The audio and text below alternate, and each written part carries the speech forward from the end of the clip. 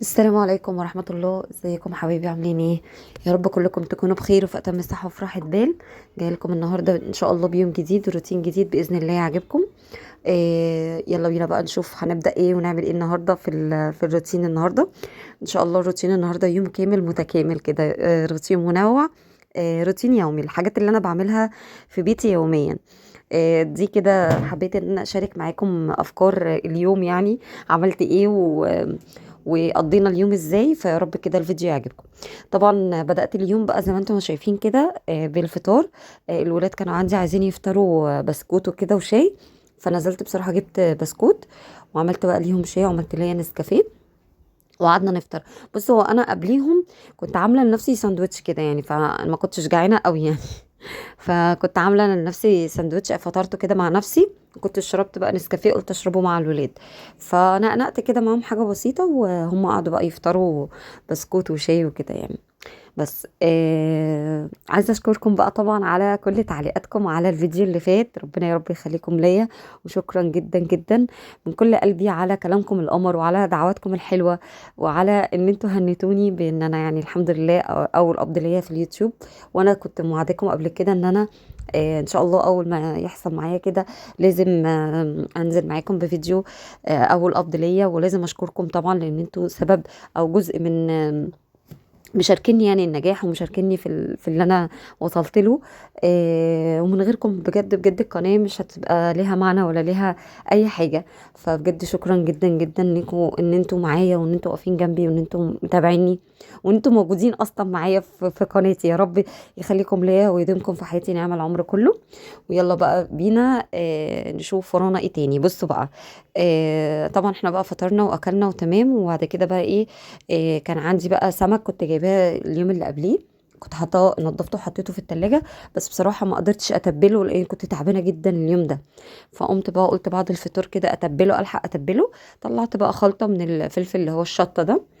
ده عبارة عن فلفل احمر كده رفيع، عارفينه اللي هو الشطة ده. ماما كانت عاملahولي.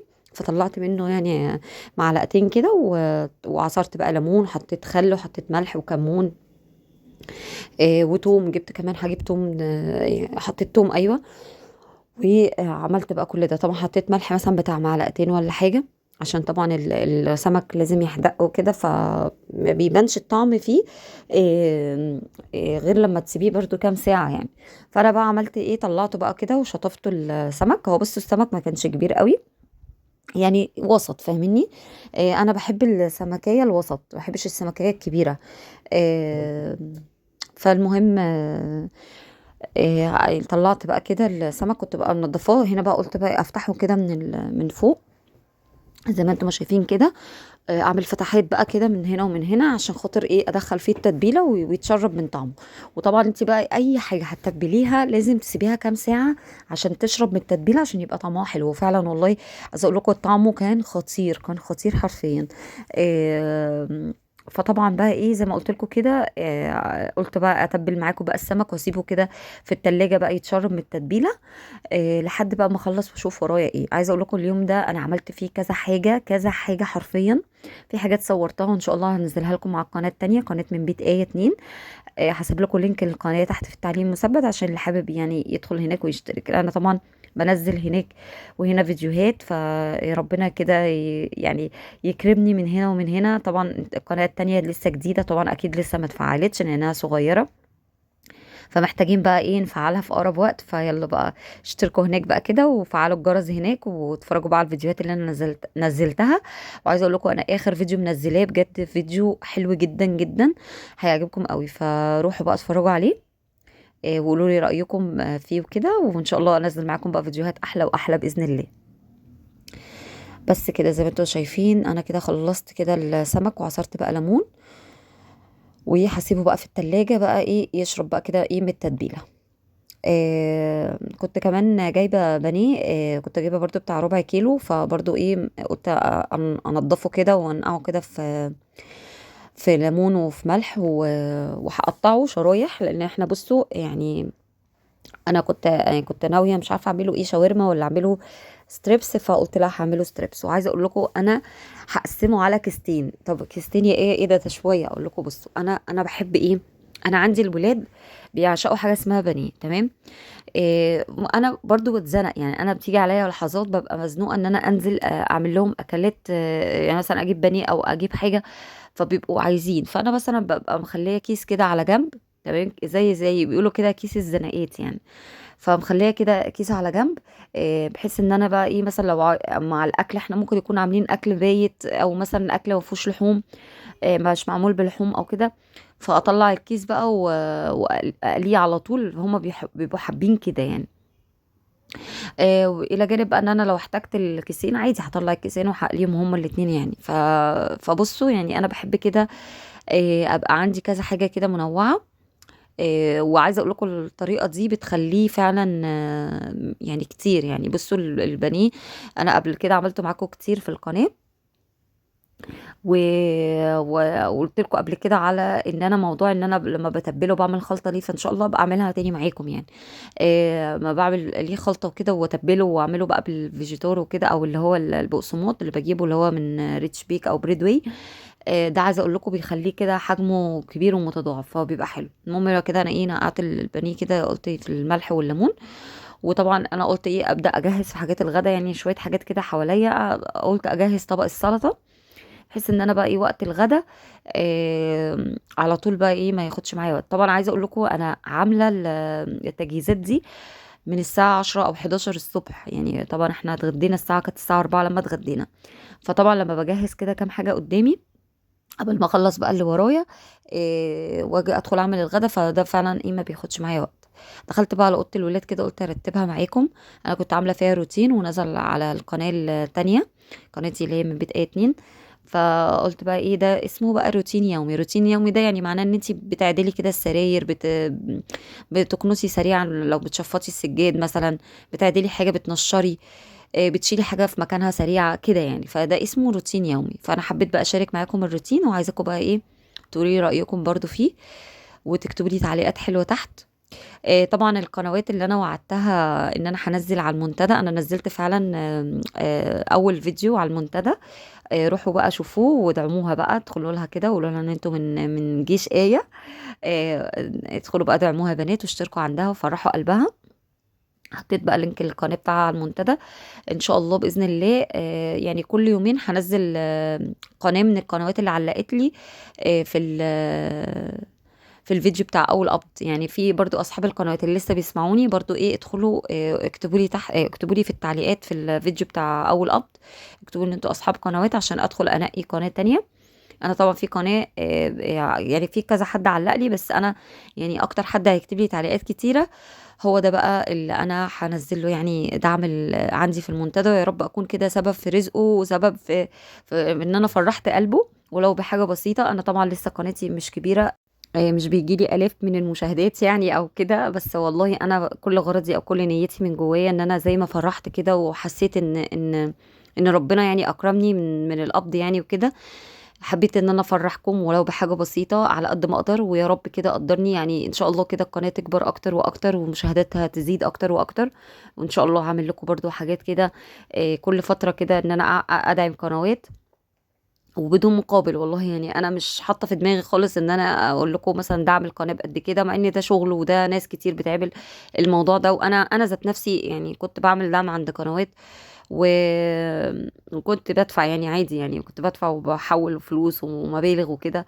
فلكن انا في حاجات كده هعملها يعني زي خير او حاجه لوجه الله، فانا بالنسبه لي ده انا فعلا بدون مقابل. بس انا ربنا بس يكرمني في القناه اكتر واكتر، ويزيد عدد المتابعين وعدد المشاهدات. وصدقوني والله يعني وده وعد مني ليكم ان انا كل فتره كده اعمل معاكم موضوع الدعم ده وبدون مقابل. يعني انا الفكره ان انا عايزه افرحكم زي ما انا ما فرحت وزي ما انا ما حسيت بالاحساس اللي هو ده. نفسي يا رب كده كل حد يعني يحس بالاحساس ده. وبصوا بقى انا جالي اسئله كتير على قبضتي بعد قد ايه آية، وازاي افعل القناة والربح والكلام ده كله. فبصوا انا ان شاء الله هسجل معاكم فيديو مخصوص هرد فيه على كل الاسئلة دي باذن الله. باذن الله هجمعها كده وهرد عليكم في الاسئلة دي كلها، عشان خاطر ايه تبقوا مستفيدين اكتر بالفيديو، يعني ما يكونش في وسط روتين. يعني ان شاء الله كده اعمل فيديو مخصوص للرد على الاسئلة دي. اللي انا تعرضت لها شخصيا. يعني عايزه اقول لكم في ناس كتير شروحات واللي هم الحاجات التعليميه بينزلوا كل المشاكل اللي انتوا بتقابلكم، هتلاقوها موجوده طبعا ايه في الشروحات. لكن انا هكلمكم او هرد على اسئلتكم من حكم تجربتي الشخصيه، يعني من حكم اللي انا عملته او وصلت ليه او ايه اللي تعرضت له في خلال مشوار القناه من ساعه ما فتحتها لحد دلوقتي. فان شاء الله هنزل معاكم هصور الفيديو ده وانزل معاكم واقول لكم بقى تجربتي الشخصيه في الموضوع ده ايه، وصلت لايه، وقبضت بعد قد ايه. فانتظروا ان شاء الله هنزله كمان في نفس القناه بتاعتي اللي هي من بيت ايه، هنزله في القناه دي يعني اللي انا بكلمكم منها، عشان خاطر ايه يبقى مرتبطين كده ان اول قبض وفي نفس الوقت ايه في فيديو خاص تاني باليوتيوب. فان شاء الله انتظروه، وغالبا هيبقى الفيديو الجاي، يعني ان شاء الله هنزله الفيديو الجاي. فكملوا بقى كده معايا بقى الفيديو زي ما انتم شايفين. كنست بقى كده الارض. بصوا انا روقت السرير، عدلت كده الدفايات يعني عملتها بالطول، وطبقت البطاطين وعدلت الكنبه كده ونفضتها، وكنست بقى ايه الارض بالمكنسه سريعا سريع سريع سريع ورا بعض كده. والدنيا بقت عندي بس زي الفل، عدلت كده الدنيا والدنيا بقت تمام وزي الفل. تعالوا بقى كده، كنت في غسيل كان متنشر عندي من اليوم اللي قبليه، فقلت برضو كده ايه اطلعه بقى كده ايه من الحبل عشان غسله وهنشر، وهطبق معاكم كمان الغسيل. يعني زي ما قلت لكم بقى روتين يوم كامل متكامل، روتين يومي فعلا حلو، يعني اللي هو من الروتينات اللي انا فعلا بحبها، اللي هو بدون تعقيدات. عارفين بيبقى فيه روتينات بتبقى تنظيفات عميقة، وبتبقى فيه حاجات كده بتعمليها بقى بتشيلي وبتحطي، لا ده روتين عادي طبيعي عادي، اللي هو قايمة من نومك تعديلي السرير، بتطبقي غسيل، بتنشري عندك شوية مواعين، تعملي الغدا. فاللي هو الروتين الايه الروتين اليومي اللي احنا بنعمله عادي في يومنا. غير بقى الروتين الاسبوعي، يعني الروتين الاسبوعي ده بيبقى بقى بتشيلي بقى وتسيقي وتعملي ورا مثلا الكنب، تغيري بقى الملايات السرير فاهميني كده يعني. ده بقى بيبقى روتين ايه اسبوعي. وطبعا بقى انتوا عارفين في التنفيضات بقى بتاعت رمضان، يا رب يعود علينا بالخير يا رب كده، جايه الفتره الجايه ان شاء الله.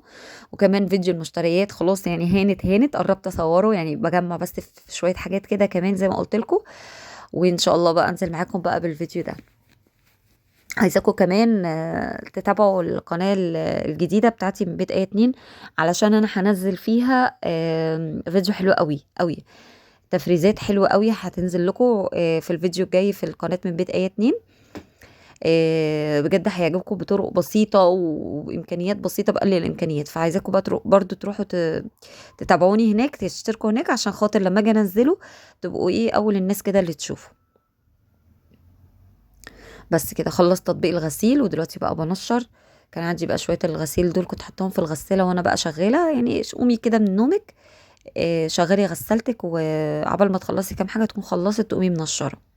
ولو عندك غسيل على الحبل يلا قومي بطلي كسل كده، تشجعي معايا، قومي بقى لميه وطبقي معايا، واسمعي بقى الفيديو قولي رأيك فيه. النهارده بقى بنات احنا خارجين رايحين عند حماتي. لو انتوا حابين ان انا اصور عندها اكتبوا لي تحت في التعليقات، آه، قولوا لي كده، ولو كده اصور بقى عندها فيديو، اعمل عندها يعني فيديو. قولوا لي رأي يعني لو انتوا حابين واصور يعني وانزل لكم بقى الفيديو ده يعني في خلال الاسبوع. الاجازه بقى جت والواحد بقى إيه يعني تحسوا كده كان وراه مليون حاجه عايزه تتعمل بجد والله. فربنا يعيننا يا رب كده، واجازه سعيده عليكم يا رب. كأن لم يسمعها فبشره بعذاب أليم. وإذا علم من آياتنا شيئا اتخذها هزوا أولئك لهم عذاب مهين من ورائهم جهنم ولا يغني عنهم ما كسبوا شيئا. تعالوا بقى ندخل المطبخ بقى نكمل اللي ورانا. طبعا بقى البانيه كانت نقعه حلوه قوي، فقلت بقى كده اعمل له تتبيله برضو كده. والتتبيله بقى دي انا هشيلها في الفريزر بالكيس بقى، يعني احطها كده في قلب الكيس، ياخد بقى من التتبيله دي عباره عن طماطمايه كده وبصلايه، شويه فلفل اسمر وشويه ملح وخلاص. هدعكهم كده بقى في بعض وانزل عليها بقى الفراخ. تاخد بقى من طعم التتبيله دي برضو، لو في اي زفاره، لو في اي ريحه، لو في اي حاجه. الطماطم بقى والبصل وكده بيطلع اي ريحه واي حاجه خالص. بس هي اصلا يعني عايزه اقول لكم هي زي الفل، يعني لان انا نقعاها في ليمون وملح، فبصراحه الليمون والملح يعني بيطلعوا لي اي زفوره واي حاجه. بس كده. احط بقى احط بقى كده البانيه كده وياخد بقى كده ايه بالتتبيله دي، زي ما قلت لكم هقسمه على كيستين،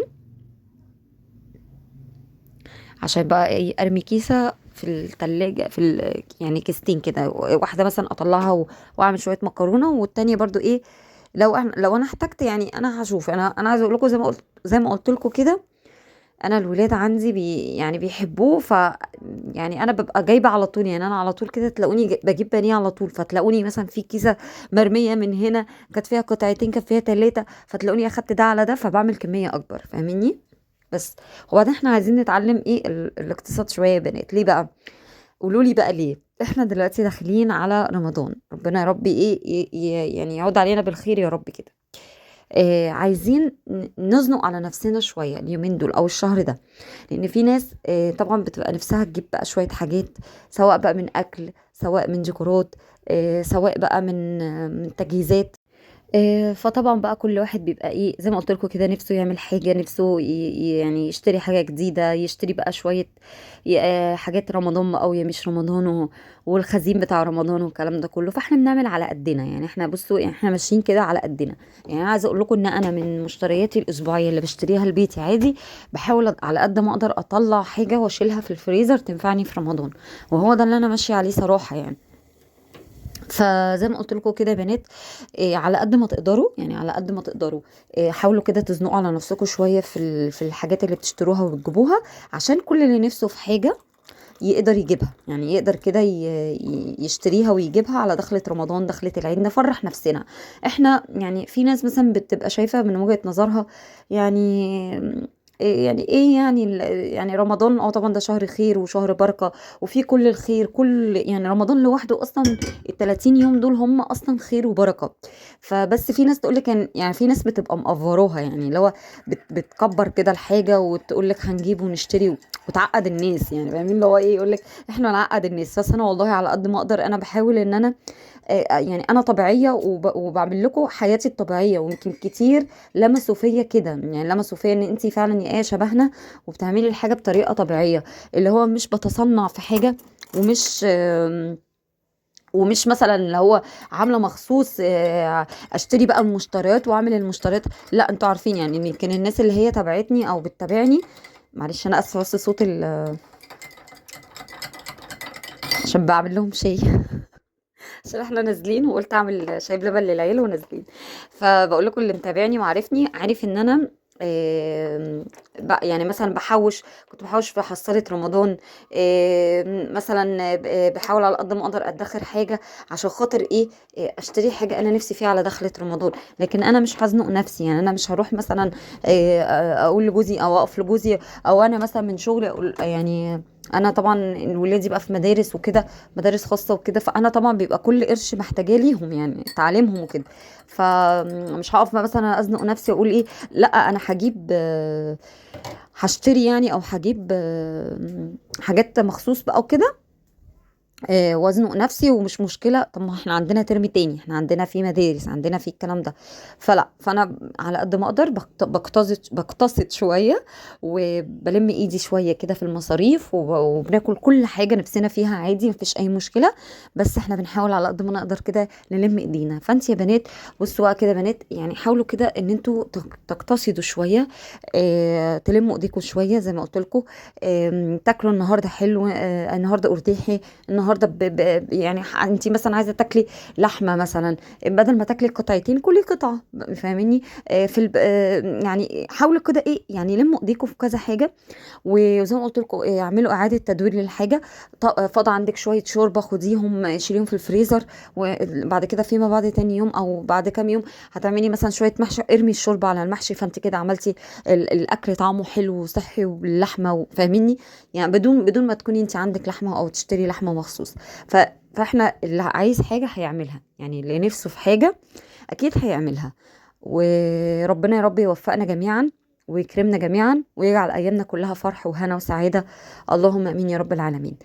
اخدتكم في الكلام، بس زي ما انتم ما شفتوا كده انا حضرت معاكم البانيه كده وشلته، وشلت شويه الخضار اللي انا كنت جايباهم. وعملت بقى معاكم الرز. انا عملته كتير معاكم قبل كده، اللي هو شويه بحط بصل وشويه سكر كده وتوم، واول ما يتكرمل ويغمق احط عليه ميه. بعد كده ببتدي احط بقى كمون، واحط فلفل اسمر، واحط ملح، او عندك صلصه حطي معلقه يغلي. بعد كده تسقطي بقى اللي تكوني يعني غاسله الرز وكده، بتنزلي بقى الرز فيه، واول ما يتشرب كده تقوم موطيه بقى وحاطه الشياطه من تحت الرز وتسيبيه ايه مع نفسه. وهنا بقى كنت طلعت السمك وتبلته، قصدي اسفه، عملته يعني بالدقيق، بدرته بالدقيق والنشا. وعملت بقى معاكم بقى طبق السلطه اللي انتوا شايفينه ده. بس كده عايزه اقول لكم والله العظيم يا بنات الاكل كان طعمه تحفه والله. بجد بجد. فعلا بصي لما بتنزلي كده وتبقي عارفه هتعملي ايه كل يوم في اكلك وشربك وحاجتك، لا بجد بجد الموضوع بيفرق، يعني فعلا بيفرق معاكم 360 درجه. بتبقي عارفه خلاص النهارده هعمل كذا فهتبل كذا فمش عارفه ايه، كده فاهميني. فانتوا حاولوا على قد ما تقدروا ان انتوا كده تنوعوا في اكلكم، تنوعوا في حاجتكم، تعملوا اختلافات في الحاجه. ونوعوا لولادكم. انا عارفه ان الولاد في السن الصغير بالذات، انا ولادي كده تعبني فعلا في الاكل، فعلى قد ما اقدر ايه بروع لهم. طبعا كنت عملت بقى برضو ايه بطاطس محمره، قطعت لهم كده وحمر لهم بقى بطاطس. وبصوا بقى طبق السلطه الخطير القنبله ده. بصوا كل حاجه عندكم حطوها يعني. انا كمان بيبقى ساعات عندي بنجر بحط هنا بقى، انا بشرت جزر وحطيت خيار وطماطم وبصل وشويه زيت وشويه ملح وشويه خل بس. فلو عندك بقى خضره حابه تحطي، عايزه تحطي خس، عايزه تحطي بنجر تبشريه برضو. فبصوا يعني طبق السلطه ده فعلا هو اللي بياكل بامانه، هو اللي بيفتح النفس. بس وادي كده بقى شكل الاكل بجد كان شهي جدا وطعمه حلو قوي، والرز كان خطير. فألف هنا وشفاء علينا وعليكم برضو للي بيتفرج ونفسه ياكل في أكل زي ده. يلا قومي اهو، أعطيتك فكرة عن أكلة تروحي تعمليها حالا. يلا بقى روحي بشتري سمك واعملي بقى ايه أكلة السمك الحلوة دي. هنا بقى حبيت ان انا اعمل معاهم بقى ايه سهرة كده بالليل كده. جبت لهم بابام يعني نزل جاب لهم سوداني، وجاب لهم ده اسمه ذرة اسباني اللي انا بحطه ده، تمام. مقرمشات حلوه قوي من المقله. احنا عندنا مقله اسمها طقطق بتعمل حاجات تحفه يعني، حاجاتها جميله قوي. وسوداني اهو، والشوكولاته دي ده عباره عن سوداني متغلف بشوكولاته، وكمان هيبقى فيه سوداني متغلف بطعم الجبنه. آه، عملت بقى كده ليهم ايه، قلنا نتسلى كده. كنا جايبين مسلسل جديد اللي هو بتاع هنا الزاهد ده، اللي هو إقامة جبرية ده. اتفرجت على اول حلقتين ما كملتش بقى ايه، قلت ابقى اتفرج عليه اكمله يعني في يوم تاني. بس كده قعدنا بقى نتفرج والولاد قاعدين جنبنا، ويومنا كان حلو. اشوفكم بقى على خير في فيديو